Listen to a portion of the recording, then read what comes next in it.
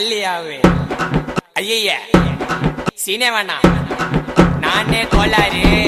ஐயோ பல்லு சாமா ரேம்பு சாமா விதவிதமா பொருளி தொண்டையில தான் குத்துனாக்கா வராதுடா குரலி. டேய் கோயந்தன் அப்படியே வெட்டுறா.